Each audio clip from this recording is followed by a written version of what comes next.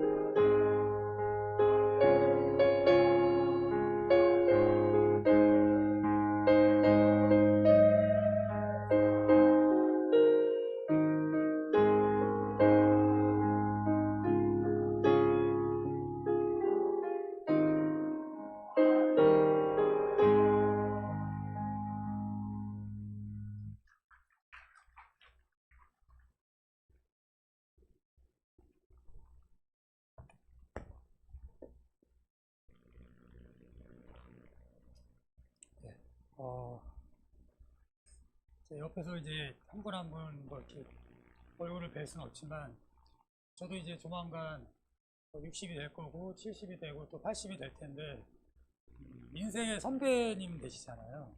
신앙의 선배님 되신 한 분 한 분 또 오늘 헌신 예배 드리는데 정말로 주님의 이름으로 축복합니다. 건강하게 오래오래 주님을 위해서 또 후손들을 위해서 사셨으면 좋겠습니다. 이 시간 함께 하시는 한 분 한 분을 주님의 이름으로 축복합니다. 제목은 하나님께 대하여 부유하지 못한 제목입니다. 하나님 말씀 같이 보겠습니다. 오늘 말씀은 예수님께서 한 부자의 비유로 말씀을 시작하십니다. 16절 17절을 제가 읽어드리겠습니다. 또 비유로 그들에게 말하여 이르시되 한 부자가 그 밭에 소출이 풍성하매 심중에 생각하여 이르되 내가 곡식 쌓아둘 곳이 없으니 어찌할꼬 하고. 한 부자가 있습니다. 그리고 16절에 보니까 그 밭에 소출이 풍성합니다. 밭에 추수할 것이 많다라는 뜻입니다. 그러니까 풍년인 거예요. 그리고 17절에 보니까 곡식을 쌓아둘 곳이 없을 정도로 이미 곳간은 꽉 차 있습니다. 부자는 마음속으로 고민을 합니다. 심중에 생각하여 이르되 내가 곡식 쌓아둘 곳이 없으니 어찌할까. 행복한 고민이죠. 얼마나 기쁘겠습니까? 그래서 부자는 결단을 합니다. 18절에 이렇게 말씀하고 있는데요. 내가 이렇게 하리라. 내 곡간을 헐고 더 크게 짓고 내 모든 곡식과 물건을 거기 쌓아두리라. 더 이상 쌓아둘 곳이 없으니까 어떻게 하겠다고요? 곡관을 열고 더 크게 짓겠다고 합니다. 그리고 곡관을 더 크게 지어서 모든 곡식과 물건을 쌓아두겠다고 합니다. 이 부자는 한 걸음 더 나아가서 여러 해 물건을 많이 쌓아두었으니 자신에게 평안히 쉬고 먹고 마시고 즐거워하자라고 말을 합니다. 19절 한번 같이 읽어볼까요? 19절 시작. 또 내가 내 영혼에게 이르되 영혼아 여러 해 쓸 물건을 많이 쌓아두었으니 평안히 쉬고 먹고 마시고 즐거워하자 하리라. 네, 부자의 마음속 대안은 이렇습니다. 내 영혼아 이제 걱정 없다. 여러 해 쓸 것이 준비되어 있어. 이제는 쉬어도 된다. 평안히 쉬고 먹고 마시고 즐거워하자. 이게 얼마나 좋을까요? 이렇게만 된다면야 인생 이제 후반전 너무 좋지 않을까요? 부자는 자기 인생의 미래를 완벽하게 준비했다고 생각했을 것입니다. 노후도 준비되어 있죠. 재산도 충분하죠. 창고도 넉넉합니다. 모든 것이 갖춰진 듯 보이고 무슨 문제가 있을 것 같지는 않습니다. 이제 부자가 이제 고백했던 것처럼, 마음에 얘기했던 것처럼 평안히 쉬고 먹고 마시고 즐거워하는 것만 남았습니다.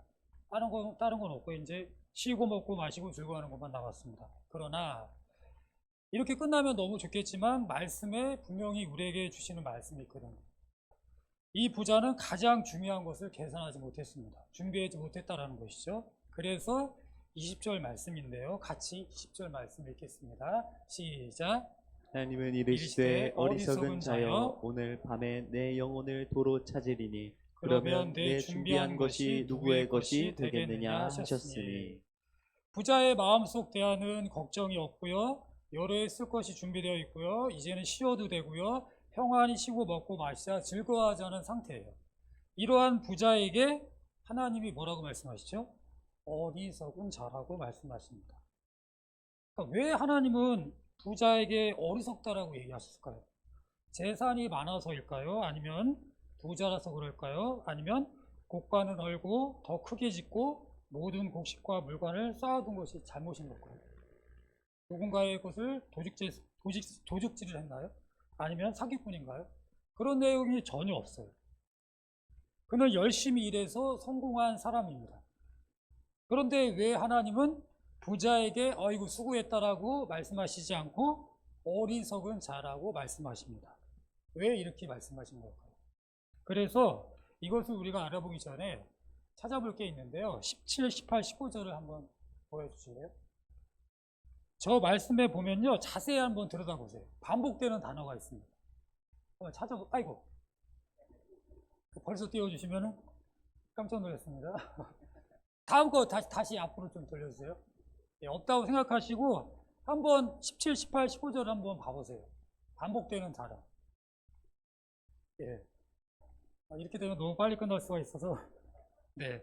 예, 지금 뭐 어찌됐든 바로 앞에 걸 보여주셨기 때문에 찾으셨잖아요. 제가 다시 읽어드리겠습니다. 17절에 보면 내가 곡식 쌓아둘 것이 없으니 어찌할꼬 하고 18절에는 내가 이렇게 하리라. 내 곡간은 헐고 더 크게 짓고 내 모든 곡식과 물건을 거기 쌓아두리라. 19절에는 내가 내 영혼에게 이르되 평안히 쉬고 먹고 마시고 즐거워하자 하리라. 17절부터 19절 말씀 보면 나 외에는 어느 누구도 등장하지 않습니다. 온통 나나 나뿐이에요. 나밖에 없습니다. 심지어 가족도 등장하지 않아요. 그러니까 부자의 가장 큰 문제는 삶 안에 과정 가운데 누가 계시지 않죠? 하나님이 계시지 않습니다. 그 어디에도 하나님은 계시지 않다라는 것이죠. 그래서 하나님은 하나님 없는 인생을 살아가는 부자에게 그리고 하나님 없는 인생을 살아가는 자에게 그것이 우리가 될 수도 있다는 것이죠. 어리석은 자다라고 말씀하시는 것입니다. 삶의 주인이 하나님이라는 사실을 잊으면 이처럼 영적 어리석음에 빠지게 된다는 것입니다. 사실 이 세상에서 부의 축적을 위해 노력하는 것 자체가 절대로 잘못된 것은 아닙니다. 다만 예수님께서 이 부자 비유를 통해서 말씀하신 것은 세상의 부마를 절대적으로 알고요. 집착하는 사람들의 영적 무지 상태를 지적하시기 위해서 이 비유를 하신 것입니다. 이 비유 전에 어떤 말씀을 하시냐면은 제가 이제 누가복음 12장 말씀을 가지고 청년부에서 말씀을 전하고 있는데 쭉 얘기를 하시다가 이 말씀 전에는 그 말씀을 하세요. 삶과 모든 탐심을 물리치라라고 말씀하십니다. 이 탐심이 아주 무서운 거거든요. 탐심은 성경에 말씀에 나와 있어요. 우상숭배라고 말씀에 나와 있어요. 그러니까 그 말씀을 하시고 나서 이 부자 비유를 말씀하셨다는 것이죠. 하나님은 영원할 것이다라고 생각하는 그러니까 영원할 것이다라고 생각하고 영원할 것이다라고 믿고 있는 부자에게 그 다음에 어리석다라고 말씀하시면서 이 말씀을 하세요. 오늘 밤에 그리고 내 영혼을 네 영혼을 도로 찾으리라고 말씀하십니다. 그러니까 여기서 우리는 중요한 이제 시간을 주목해야 되는데 부자는 자신의 삶이 오랜 시간 충분히 안정되고 영원할 것이다라고 믿고 있습니다. 풍요와 계획 속에서 미래는 자신이 충분히 통제할 수 있다고 생각합니다. 또 그래서 이제 부자가 이렇게 고백을 하잖아요. 또 내가 내 영혼에게 이르되 영혼아 여러 해 쓸 물건을 많이 쌓아두었습니다. 여러 해의 물건을 많이 쌓았다고 합니다. 하지만 이 부자의 말에 이 여러 해라고 부자가 얘기를 하잖아요. 여러 해 쓸 물건을 많이 쌓아두었으니 이 부자의 말 이 여러 해에 하나님은 뭐라고 말씀하세요?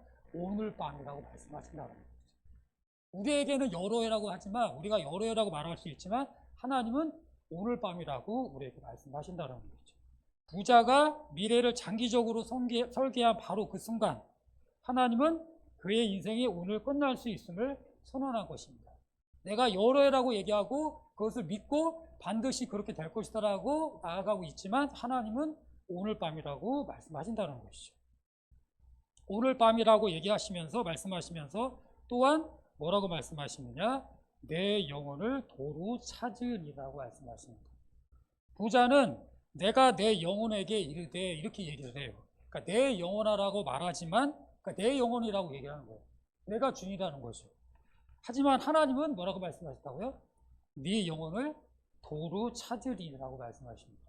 그러니까 영혼의 주인은 바로 내가 아니라 하나님이다라는 것을 이 말씀을 통해서 우리에게 말씀하신다는 것이죠. 그러니까 이 말씀의 핵심은 바로 영혼의 주인, 주권이 하나님께 있다는 사실입니다. 아무리 부자가 땅과 재물을 쌓고 미래를 계획해도 영혼은 자신의 것이 아니라 하나님께 속해 있다는 점이라는 것이죠. 이것을 부자는 몰랐습니다. 예수님은 부자의 비유를 통해서 마지막으로 말씀하시는 있는데요. 21절을 같이 읽겠습니다. 21절 시작. 자기를 위하여 재물을 쌓아두고 하나님께 대하여 부요하지 못한 자가 이와 같으니라. 네, 부자는 하나님께 대하여 부유하지 못한 자입니다. 분명히 말씀하시죠. 자기를 위하여서 재물을 쌓아두었지만 하나님께 대하여 부유하지 못한 자라고, 부유하지 못한 자가 바로 이 부자라고 우리에게 말씀하십니다. 세상은 끊임없이 이야기를 하죠. 어떻게 얘기할까요? 더 크게 지으라고, 더 모으라고, 더 계획하라고, 더 안정장치를 만들라라고 끊임없이 오늘도 내일도 앞으로도 계속 이렇게 얘기할 것입니다. 제가 이제 안식년을 맞이해서 작년에 들어와서 지금 안식년을 보내고 있는데 솔직히 좋은 것도 너무 많지만 너무 좋거든요.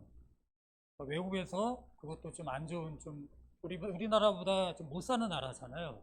환경도 좋지 않고 불편함을 감수하면서 살아가다가 한국이라는 땅에 다시 들어와서 이 안식년을 보내면서 너무 좋긴 하거든요. 근데 한편으로는 너무 걱정이 되더라고요.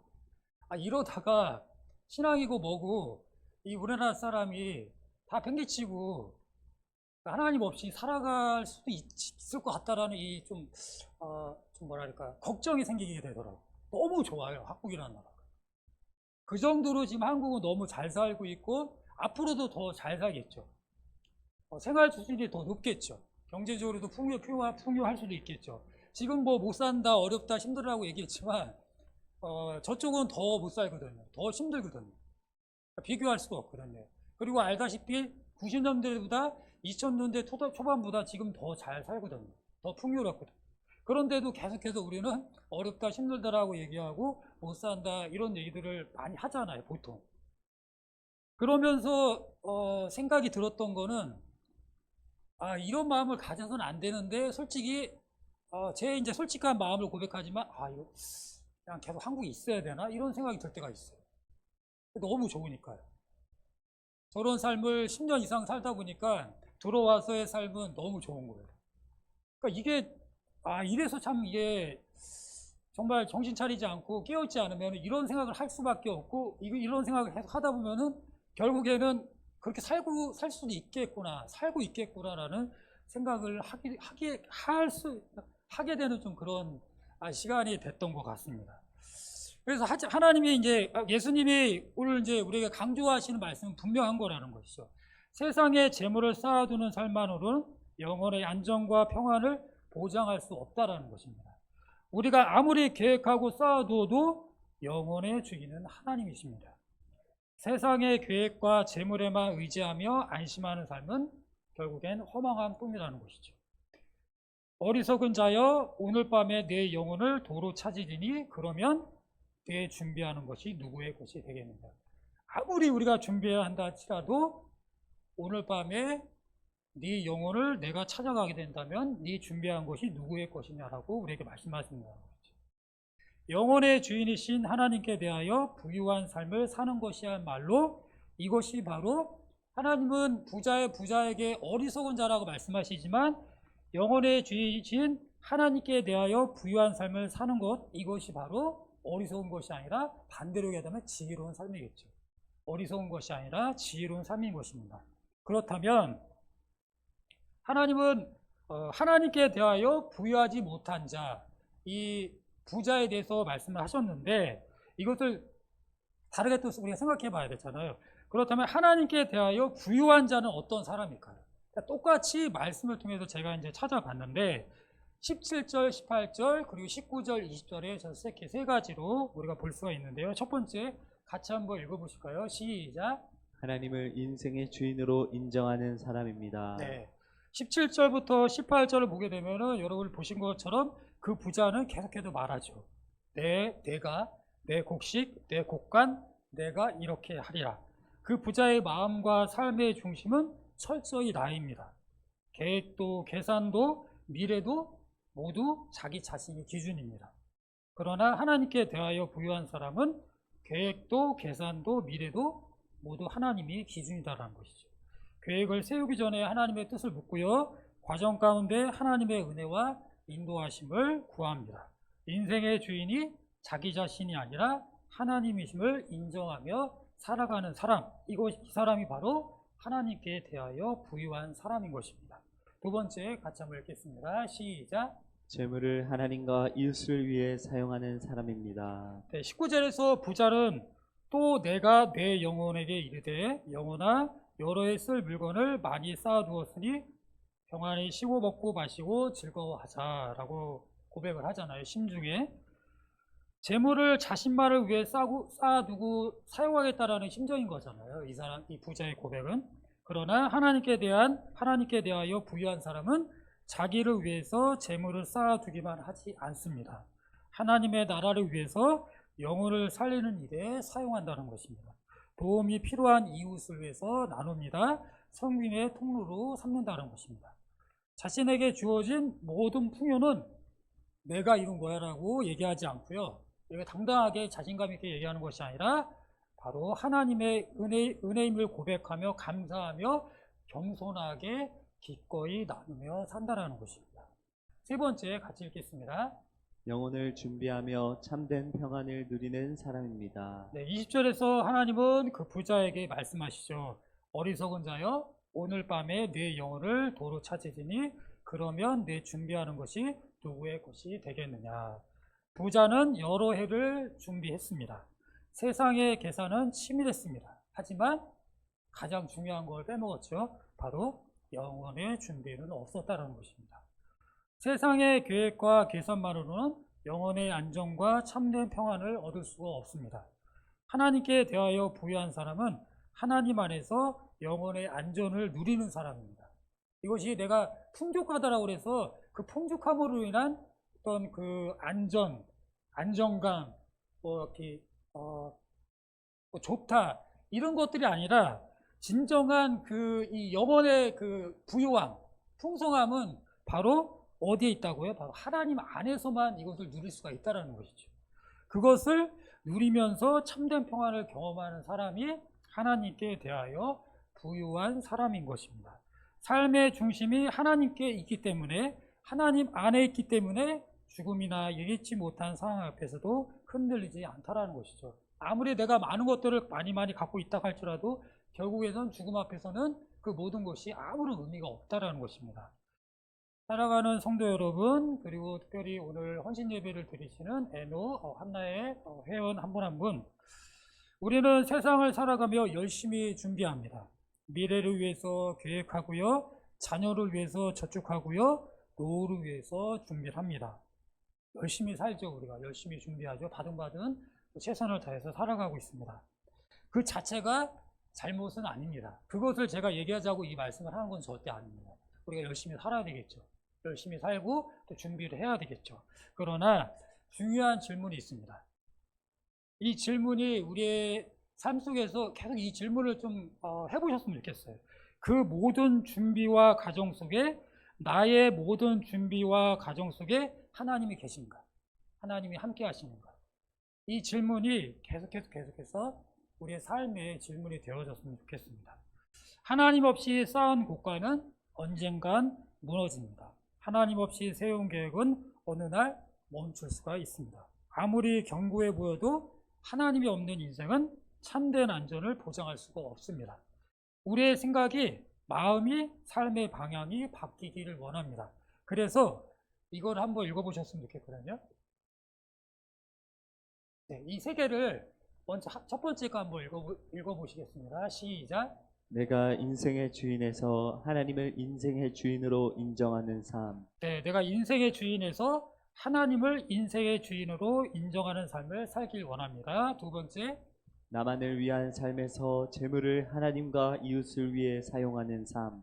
나만을 위한 삶에서 재물을 하나님과 이웃을 위해 사용하는 삶을 살길 원합니다. 마지막이요. 시작. 영원하지 않는 것에 힘쓰는 삶에서 영혼을 준비하며 하나님 안에서 참된 평안을 누리는 삶. 네, 매일매일 하나님을 내 인생의 주인으로 모시고 모든 것이 주님의 은혜임을 고백하며 재물을 하늘에 쌓아둠으로 하나님께 대하여 부유한 삶을 살아가시는 여러분 모두가 되시기를 주님의 이름으로 축복합니다.